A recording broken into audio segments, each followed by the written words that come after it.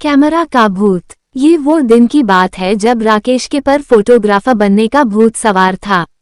उसने अपने पापा से झगड़ा करके पैसे ले लिया और नया कैमरा खरीद लिया। उस समय में अपनी आसपास दिखती हुई हर एक चीज और मनुष्य, प्राणी वगैरह की फोटो खींचता रहता था और अपने आप को प्रोफेशनल फोटोग्राफर समझने लगा। लेकिन मेरी हालात तब खराब हुई जब मेरे कैमरा में एक भयानक डराने वाला प्रेत कैद हुआ। पहले तो मुझे लगा कि ये सिर्फ ब्लैक और वाइट फोटो है, लेकिन जब ध्यान से देखा तो मेरे रूंवाटे खड़े हो गए, क्योंकि उसमें मुझे कुछ आछी सी दो आंखें दिख रही थी और वो आंखें गुस्से से मेरे कैमरा के सामने देख रही थी। डर के कारण मैंने वो फोटो को तुरंत ही डिलीट कर दिया और कैमरा को कबट में रह दिया। करीबन रात को 2 बजे के आसपास कबाट में से घिरे घिरे आवाज सुनाने लगा।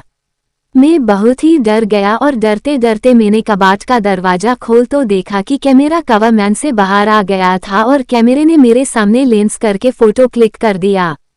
ये एक बहुत ही डराने वाली घटना थी। मैं तुरंत ही भाग के अपने रूम से बाहर निकल गया और घर के सारे सभ्यों को जगा दिया। ये पूरी घटना सुन के पापा मेरे रूम में गए और कैमरा चेक करने लगे, लेकिन मेरा कोई भी फोटो दिखाई नहीं दिया। पापा ने ये देखकर मुझे कहा कि ये सिर्फ तेरा भ्रम है। मुझे भी लगा कि ये मेरा भ्रम ही है। दूसरे दिन दोपहर में मैं नदी के तट पे बैठ के कैमरा से फोटो खींच रहा था।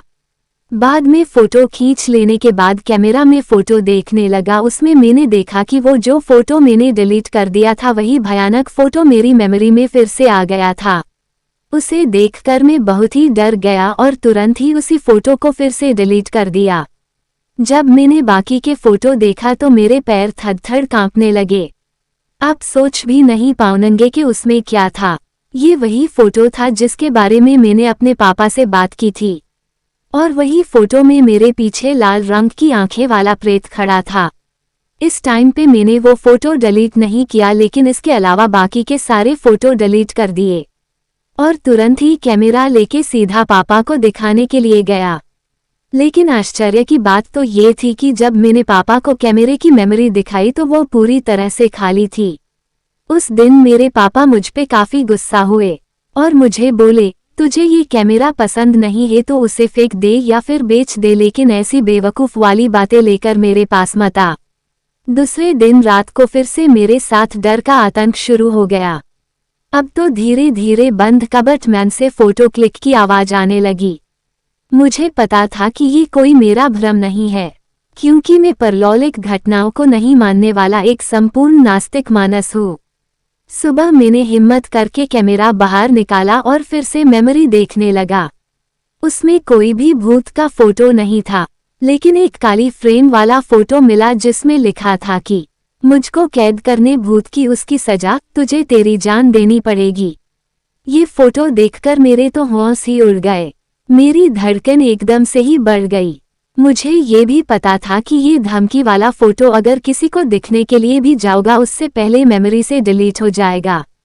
45,000 रुपये में खरीदा हुआ कैमरा मैंने 20,000 रुपये में बेच दिया। मुझे नहीं पता था कि आखिर किस तारीखे से वो भूत मेरे कैमरे में कैद हो गया, लेकिन वो भूत यही समझ रहा होगा कि मैंने उसे जानबूझ के कैमरे में कैद कर दिया। अब मुझे तो फोटोग्राफी और कैमरे से डर लगने लगा कि कहीं वो कैमरे वाला भूत मुझे मार तो नहीं देगा।